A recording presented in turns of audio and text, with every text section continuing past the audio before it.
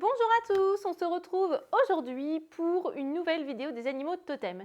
Et aujourd'hui, j'avais envie de vous proposer de découvrir l'animal totem des abeilles. Parce qu'on est au printemps, parce que ça commence à butiner partout, parce que les fleurs sont de sortie, j'avais vraiment envie de rester un petit peu dans cette ère du temps et de vous proposer l'animal totem de l'abeille. Donc c'est parti, comme d'habitude, avant de commencer dans le vif du sujet, avant de vous présenter cet animal totem-là, j'ai envie de vous donner une petite phrase, comme un petit mantra, qui doit vous faire tilt si jamais vous avez cet animal comme totem-là, ou en tous les cas, si vous avez besoin de cet animal totem en ce moment dans votre vie. Cette phrase, c'est quoi? Eh bien, cette phrase, c'est tout simplement « Il est temps de croire en toi, de t'aimer et de laisser l'amour entrer dans ta vie ». Ok les amis, allez c'est parti, on va découvrir cet animal totem-là. Si l'abeille est très connue pour son travail, pour le fait qu'elle travaille très dur tout le temps, elle ne s'arrête jamais, eh bien elle est moins connue pour être symbole d'amour. Et oui, l'abeille, elle symbolise quoi? Elle symbolise aussi l'amour, la guérison et évidemment le travail. Et oui, on pourrait penser que l'abeille ne symbolise que le dur travail, le dur labeur, l'investissement sans faille qu'elle entreprend dans tout ce qu'elle fait, mais pas uniquement parce que quand même dans tout ce qu'elle fait, elle met du cœur, elle y met de la volonté et c'est vraiment une mission pour elle qui lui tient vraiment à cœur, à la fois pour elle mais aussi pour sa communauté parce que vraiment les abeilles, elles vivent en communauté. Voilà, c'est vraiment comme une grosse entité finalement nourrie par plein de petites ouvrières qui gravitent autour de la reine. Et elle va récolter avec amour le pollen qui se trouve dans les fleurs pour pouvoir le transformer en miel une fois dans sa ruche. Et du coup, ce miel, on le connaît bien, ce miel, on ne compte plus les vertus qu'il a, tellement il a de vertus, tellement il est précieux dans nos familles, dans nos vies. Le miel, c'est un antibactérien, c'est un anti-inflammatoire, c'est un antioxydant, c'est vraiment à la fois un aliment, c'est vraiment un remède, c'est aussi eh bien, un baume parce qu'il peut aussi panser nos plaies, nos cicatrices. Enfin vraiment, voilà, il est multi-usage le miel et on en a besoin dans notre vie de tous les jours. Et le miel, c'est aussi quelque part le réconfort, le bien-être quand on se mange une petite cuillerée de miel, enfin pour ceux qui aiment le miel. En tous les cas, c'est vraiment un indispensable de nos vies et de nos familles, même si on n'aime pas trop ça. Une bonne cuillerée de miel dans une bonne tasse de, je sais pas, de thé ou d'infusion bien chaude quand on a mal à la gorge, ça fait toujours un bien fou. Donc voilà, le miel, c'est vraiment un indispensable dans notre vie et ça nous apporte vraiment beaucoup de choses. Les abeilles, comme vous le savez sûrement déjà, les abeilles font partie des animaux les plus importants de notre planète. Ce sont les gardiennes de la vie sur Terre et de notre écosystème. S'il n'y a plus d'abeilles, il n'y a quasiment plus de plantes. Pourquoi? Eh bien simplement parce qu'en pollinisant les plantes, en fait, elles leur permettent de se reproduire tout simplement. Donc vraiment, si on arrivait à perdre les abeilles, on perdrait une grande partie de notre écosystème.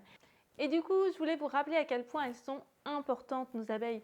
Je fais juste un petit rappel rapide, mais en fait, les abeilles, elles sont menacées, évidemment. Elles ont un taux d'extinction de plus en plus élevé chaque année. Et du coup, c'est hyper important de prendre soin de nos abeilles. Donc, si vous avez une abeille qui rentre chez vous, ne l'écrasez pas. Essayez de la faire sortir calmement, d'accord? Et puis, vous pouvez aussi mettre en place des petites choses de rien du tout qui leur permettent à elles de survivre. Notamment, vous pouvez mettre des fleurs sur votre balcon, dans votre jardin, qui leur permettent à la fois de se nourrir, mais aussi d'éviter certaines carences.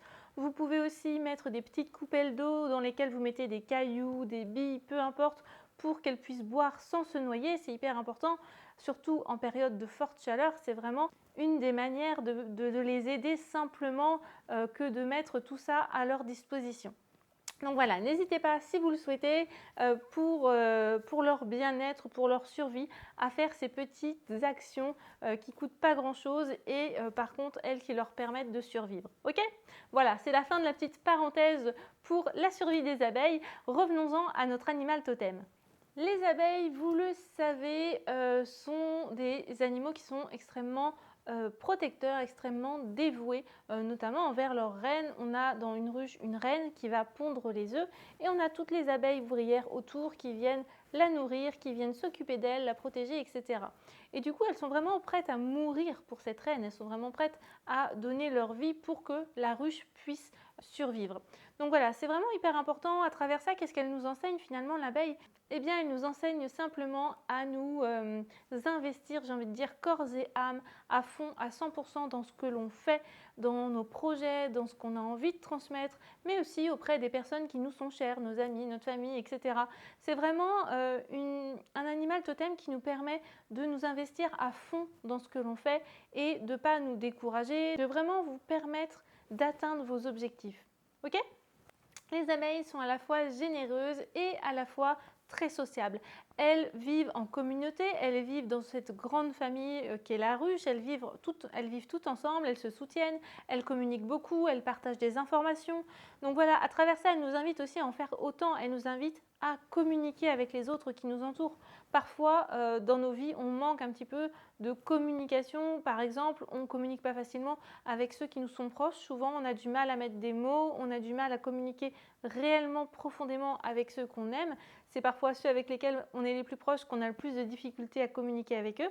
Donc voilà, l'abeille nous invite à la communication, nous invite aussi à nous tourner vers les autres, à collaborer tous ensemble, à vraiment aller vers notre famille, aller vers nos amis, à vraiment pouvoir à la fois se soutenir, pouvoir compter les uns sur les autres. On a vraiment cette énergie d'amour à la fois et de soutien, de communication, de sociabilité. De toute façon, c'est ça. Hein. C'est vraiment une vie en communauté et du coup, elle vous incite vraiment à être sociable. L'abeille, c'est aussi un animal totem qui va vous permettre de vous reconnecter à vous-même et qui va vous permettre de vous reconnecter à votre amour, à l'amour que vous avez pour vous, parce que c'est important de s'aimer, c'est même vital, j'ai envie de dire. C'est vraiment quelque chose d'hyper important. Avant d'aimer les autres, il faut d'abord s'aimer soi, et c'est souvent le plus difficile finalement. De pouvoir s'aimer, c'est vraiment la chose qui est souvent la plus difficile. Mais le fait de s'aimer, c'est aussi le fait quelque part de permettre finalement la guérison de son âme, d'accord? La guérison de son cœur, la guérison de son âme. L'abeille, elle est vraiment d'une très grande aide quand on a justement une blessure par rapport à ça, quand on a du mal à s'accepter tel que l'on est, quand on a du mal à s'aimer, eh bien l'abeille est vraiment là pour vous reconnecter à votre amour, pour vous reconnecter à vous-même et pour vous accepter tel que vous êtes en fait, d'accord? L'abeille nous dit du coup qu'il est temps effectivement de se reconnecter à nous-mêmes, mais aussi d'engager des actions pour nous, ok? D'engager des actions qui sont propres à nos valeurs, qui résonnent en nous, qui sont vraiment alignées à notre chemin, d'accord? Et c'est vraiment à travers ça finalement qu'on va pouvoir se reconnecter pleinement à soi. C'est aussi en passant à l'action quelque part, en passant à l'action et en engageant des actions envers soi-même. C'est reprendre confiance en soi, c'est aussi reprendre confiance en la vie, c'est vous permettre de reprendre confiance en vous, c'est vous permettre de reprendre confiance en la vie. Tout ça pourquoi? Tout ça finalement pour que vous aussi, vous soyez quelque part un vecteur d'amour, pour que vous aussi, vous soyez capable de transmettre réellement de l'amour. Quand on a du mal à s'aimer soi, on ne peut pas transmettre un amour totalement sincère, ok? Parce que si déjà on a du mal à s'aimer, comment voulez-vous que l'autre en face il s'aime lui-même si vous déjà vous ne vous aimez pas? En fait, vous ne pouvez pas être un modèle pour les autres si vous-même vous ne croyez pas en ce que vous dites, d'accord?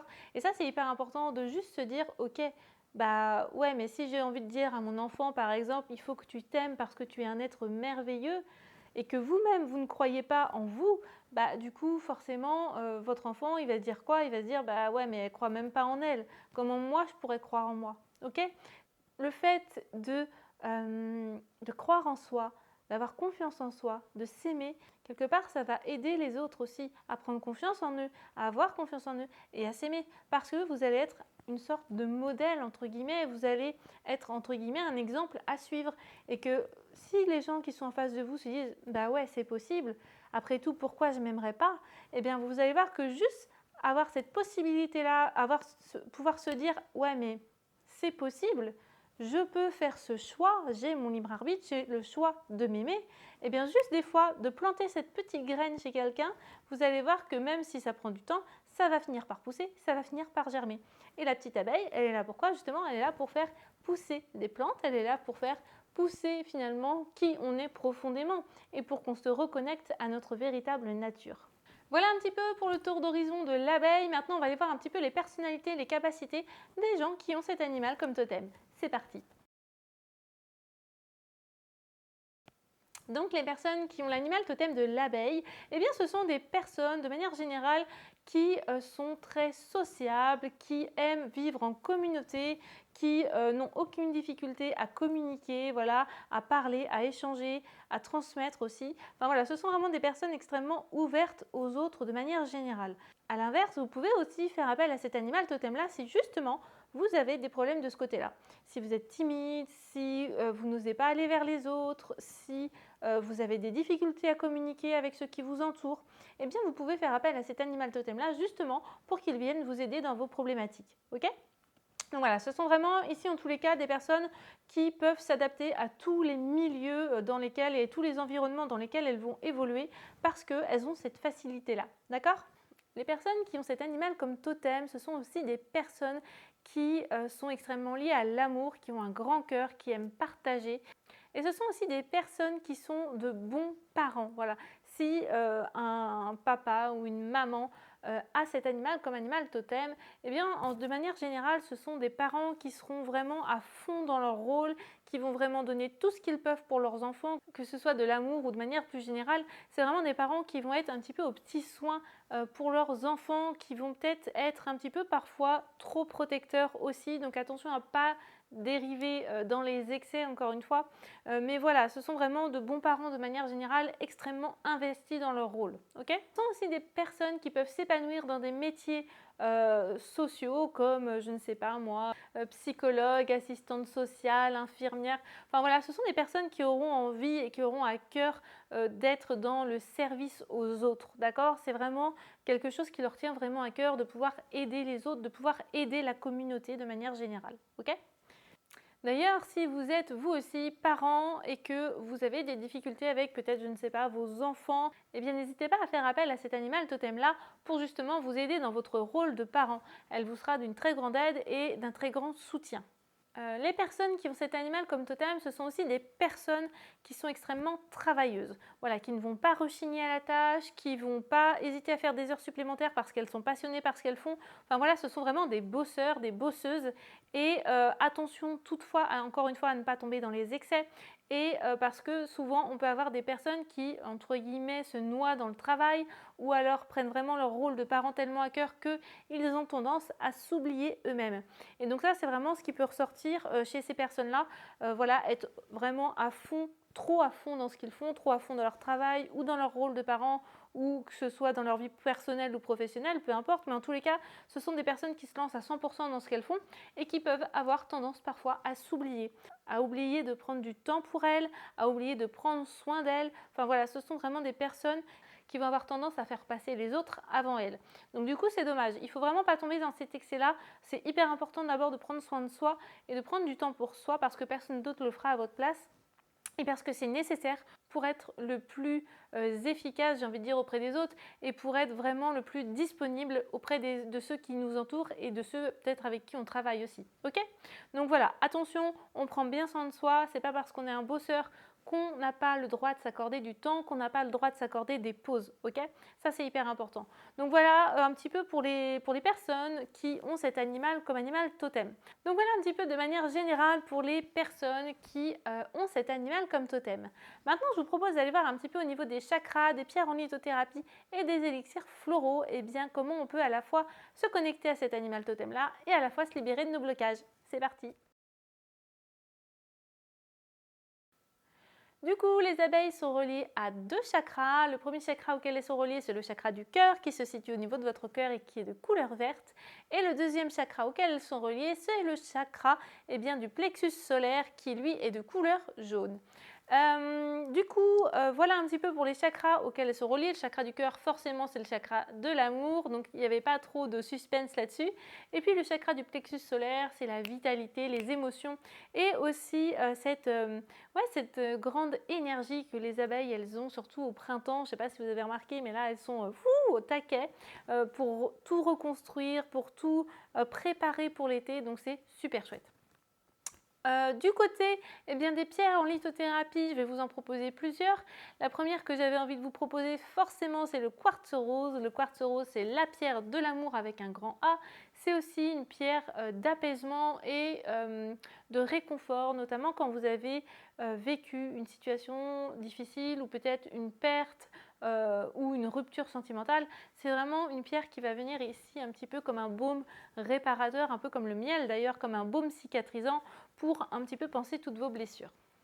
Ensuite, en deuxième pierre que je voulais vous proposer, on a la cornaline. La cornaline qui est une pierre de vitalité qui va vous permettre de mettre un petit peu d'énergie, un petit peu de mouvement dans votre vie, surtout si vous avez du mal à passer à l'action, si vous avez du mal à rester concentré sur votre travail pendant longtemps, eh bien c'est une pierre qui va vous amener un petit peu de peps, un petit peu d'énergie. Ensuite, je voulais vous proposer l'aigue marine. L'aigue marine qui va être une pierre qui va vous aider notamment dans la communication, voilà, dans le fait de prendre la parole, de pouvoir communiquer avec les autres. Voilà, c'est une pierre qui peut vraiment vous aider si justement vous avez des blocages par rapport à ça, si vous avez du mal à être un petit peu sociable, à aller vers les autres, à communiquer avec eux. Eh bien, l'aigue marine, c'est vraiment une pierre qui va pouvoir vous aider à communiquer. Et enfin, la citrine qui est une pierre du soleil, une pierre de joie, une pierre de pétillement, encore une fois. Elle, cette pierre-là, elle va vous permettre de vous aider à vous ouvrir au monde et à vous ouvrir aux autres. Parfois, on peut être un petit peu timide, un petit peu reclus sur soi-même, et donc ça va être une pierre qui va pouvoir vous aider si vous avez du mal à aller vers les autres de manière générale. Voilà pour les pierres qui peuvent vous aider dans vos blocages et qui peuvent aussi vous permettre de vous connecter à votre animal totem. Maintenant, on va aller voir un petit peu du côté des élixirs floraux, comment on peut justement continuer à se libérer de nos blocages. Et le premier élixir floral que je voulais vous proposer, c'est la moutarde sauvage. La moutarde sauvage, elle va vous permettre de mettre de l'optimisme et de la joie dans votre vie. Et ensuite, en deuxième plante que je voulais vous proposer, on a l'aubépine. L'aubépine qui est une plante qui va vous permettre de vous réconcilier, que ce soit de vous réconcilier avec vous-même, mais aussi avec les autres, avec ceux qui vous entourent, d'accepter qui vous êtes pleinement et aussi de vous soutenir dans des périodes un petit peu difficiles si vous avez tendance à ne pas être concentré sur vos objectifs, à ne pas être concentré dans votre travail ou si au contraire vous avez tendance à vous surmener au travail. C'est une plante qui va vraiment vous permettre de vous soutenir dans tous les domaines quels qu'ils soient. Donc voilà pour les plantes qui peuvent vous accompagner pour les blocages que vous pourriez avoir. Et voilà, de manière générale, pour cet animal totem de l'abeille, j'espère que cet animal totem vous aura plu, qu'il vous aura parlé, peut-être que vous aurez découvert que c'est votre animal totem, ou pas du tout. En tous les cas, eh bien, n'hésitez pas à me mettre des petits commentaires pour me dire ce que vous en avez pensé, si ça résonne en vous. Et puis, n'hésitez pas, comme d'habitude, à liker, à partager et à vous abonner à ma chaîne YouTube pour avoir toujours plus de contenu et toujours plus de vidéos des animaux totems. Sur ce, moi je vous dis à très bientôt et je vous fais plein de bisous. Bye bye!